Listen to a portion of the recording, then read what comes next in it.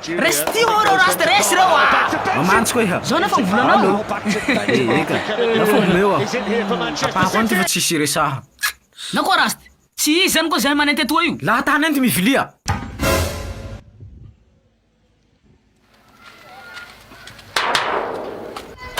Attention leroa rasta ity soa foniky fa Rasta ko vaovao koa. ak zalahy sauvevo koa. Zalahy koa tanety laboly.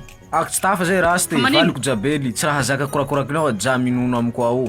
Sady la mikorakoraky le maharety andanitsany. Ka tsy tafa zay. Valinao zany atakalinao Eh, atakalohana. Tsy marina zao, tsika olo pela Ay mabiby be toy. rasta aloha yung najala koa mba hikalohanao koa. Ndao, tsy raha mifily any toa. Ka ontsino koa vily raha reny io Haiko fa ty ahy zay somary faela tamin'ny 1900. Ha, la jala teny koa rasta tsy ampy ho sahira iha. Ampy eo raha toy. Amizay moa koa rasta zao tsy mikorakoraka amin'ny valinao jabely atakalinao ahy zao. Sere marina. Iha mangataka zany rombo be Ampy eo hara. koa raha toy.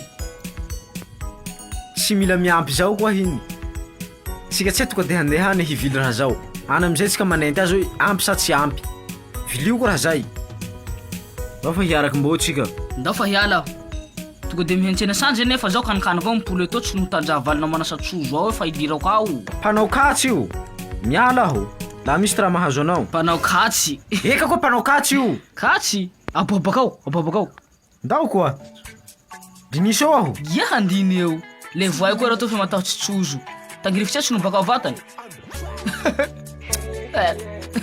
Tsy hafa seritsy. Izay voatatra Imeritsy mangiva mahita ny mama Ambarako na bebe Fitiava madio maiko ny kalde